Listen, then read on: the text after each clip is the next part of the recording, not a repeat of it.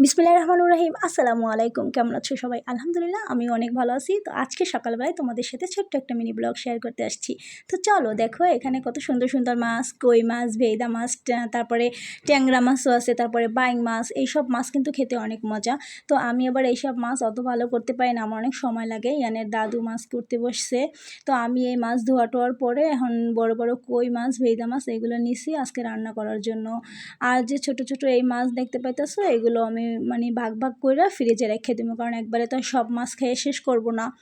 তো এদিকে হচ্ছে আমাকে জমিতে একজনে কাজ করতে গেছিলে, হ্যাঁ আর কি কিছু ঢেপ পাইছে, তো এগুলো আইনে আমার ইয়ানডে দিছে, কিন্তু আমার ইয়ান এগুলো পছন্দ করে না, হে চিনেই না এগুলো কি। হ্যাঁ, তো আমি তো চিনছি, কারণ ছোটোবেলায় হয়েছে আমরা এগুলো খাইছি, এই জন্য আমি জানি এগুলো কি। তো এগুলো আমি একটু হাতে নিয়ে তোমাদের দেখাইছি। তো এরপরে হচ্ছে আমাদের মহিলাদের নিত্যদিনের কাজ রান্না করা।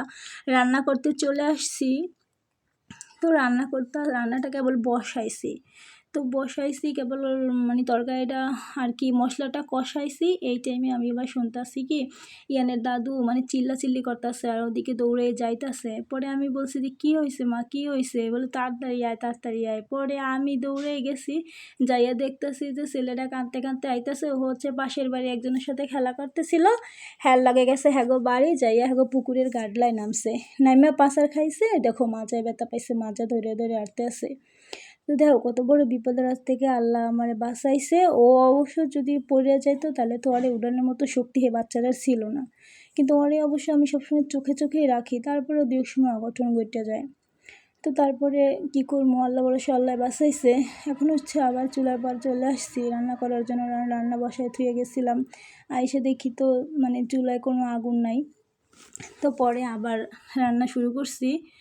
তো আগে হচ্ছে ছোটোবেলায় যখন ঢাকা যাইতাম তখন দেখতাম কি হেরা ছোটো ছোটো পাতিলে ভাত রাঁধে। তো মনে মনে ভাবতাম এতটুকু একটা পাতিলে হেরা ভাত রাঁধে সবাই কেমনি খায়, হেরা মনে হয় ভাতই খায় না। তো মায়ও কইতো যে ঢাকার ভাতই কম খায়।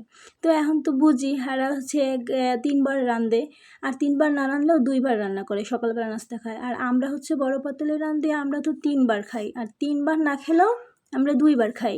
তো এই জন্য তো আমাদের বড় পাতিলে রাঁধতেই হয়। তো ভাতটা আমি আবার একটু নাড়াই চাড়াই দিতেছি। তো আমার মাছটাও প্রায় রান্না করে শেষ, তবে এই মাছটা কিন্তু খেতে অনেক মজা হয় জানো না। ফ্রিজে না রেখে যদি সাথে সাথে আমরা রান্না করে খাই তাহলে ওই মাছটা কিন্তু অনেক স্বাদ হয়। ফ্রিজে রাখলে তো আর ওই মাছটার অত স্বাদ থাকে না। তো শীতের দিন হচ্ছে আবার ধনিয়া পাতা দিয়া তরকারি রান্না কিন্তু অনেক সুন্দর একটা ঘ্রাণ আসে, এবং তরকারিটা খাইতেও কিন্তু অনেক স্বাদ। তো আমি হচ্ছে ধনিয়া পাতা দিয়ে দিছি। তো মাছ অলরেডি রান্নাও করা শেষ হয়েছে, মাছের কালারটাও মাশাআল্লাহ অনেক সুন্দর হয়েছে। তো সবাই ভালো থাকবা, সুস্থ থাকবা, আমাদের জন্য দোয়া করবা। আল্লাহ হাফেজ।